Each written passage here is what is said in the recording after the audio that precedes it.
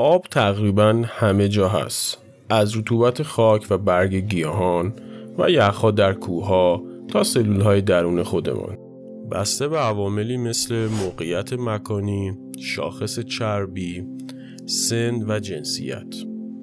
بدن یک انسان عادی از حدود 55 تا 60% از آب تشکیل شده است.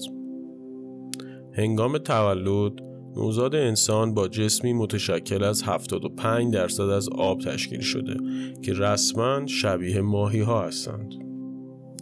خب، حالا آب چه نقشی در بدن ما داره و واقعا برای اینکه تندرست بمونیم باید چه مقدار آب مصرف کنیم؟ H2O در بدن ما در جهت جلوگیری از ساییدگی مفاصل و نرم کردن اونها، کنترل دمای بدن و تغذیه مغز و نخاع عمل میکنه. آب فقط در خون ما نیست. تقریباً 3/4 مغز و قلب یک فرد بالغ از آب تشکیل شده که این میزان برابر با میزان رطوبت یک موز هست. ریه ها هم از این نظر شبیه سیب هستند با میزان رطوبتی به میزان 84%. حتی استخوان‌های به ظاهر خشک انسان هم از 31% آب تشکیل شده است. حالا اگر اساساً از آب ساخته شده ایم و در آب احاطه هستیم، دیگر چرا به آب احتیاج داریم؟ خب، ما هر روز 2 تا 3 لیتر آب از طریق عرق، ادرار، فعالیت‌های دفعی روده و حتی تنفس از دست می‌دهیم. در حالی که این اعمال برای ادامه حیات ما ضروری هستند، لازم است این از دست دادن مایعات رو جبران کنیم. حفظ توازن سطح آب بدن برای پیشگیری از کم آبی یا آبرسانی بیش از حد ضروری است که هر دو می‌تواند عوارض ناگواری برای سلامت عمومی بدن داشته باشد. در ادامه عوارض کم آبی و پر آبی بدن رو بررسی می‌کنیم. در اولین مواجهه با سطوح آب پایین، گیرنده‌های حسی در هیپوتالاموس مغز علامت ترشح هورمون آنتی دایورتیک را می‌دهند.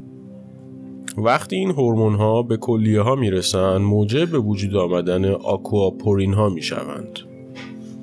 کانال‌های ویژه‌ای که خون را قادر می‌سازند آب بیشتری جذب و حفظ کنند که منجر به ادرار غلیظ می‌شود. کم آبی بیشتر می‌تواند موجب کاهش واضح انرژی، حال و حوصله، رطوبت پوست و فشار خون و حتی بروز علائم اختلالات شناختی شود. یک مغز آب از دست داده برای کار یکسان تلاش بیشتری از یک مغز طبیعی می کند و حتی موقتاً به خاطر کمبود آب کوچک نیز می شود.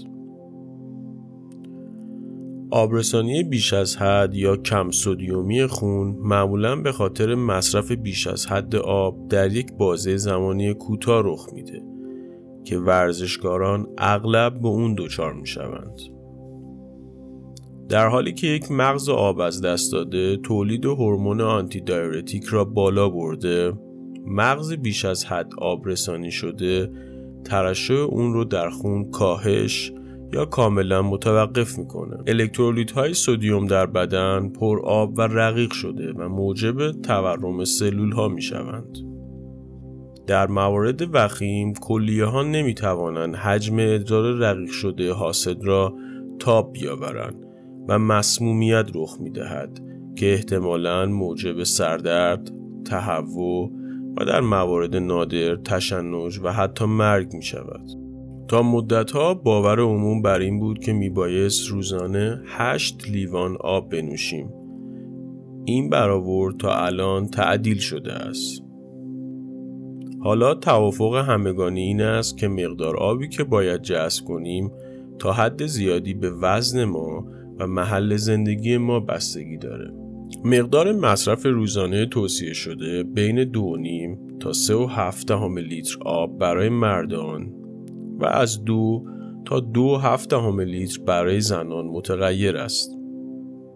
هرچند آب سالمترین رطوبت رسان است، دیگر نوشیدنی ها حتی کافئین دارها مثل قهوه و چای هم ذخایر مایعات از دست رفته ما را دوباره پر می کنند. و آب درون مواد خوراکی در حدود 1/5 H2O مورد نیاز ما را تأمین می کند. میوه ها و سبزیجاتی مثل توت فرنگی، خیار و حتی بروکلی دارای بیش از 90% از آب هستند. مطالعات نشان داده که آبرسانی مطلوب احتمال بروز سکته را کاهش می دهد. به کنترل دیابت کمک می کند و به طور بالقوه خطر ابتلا به بعضی از انواع سرطان ها را کاهش می دهد. به هر صورت مصرف مایعات به میزان مناسب یک دنیا تفاوت ایجاد می کند در احوال شما، چگونه فکر کردنتان و کیفیت عملکرد روزانه تان.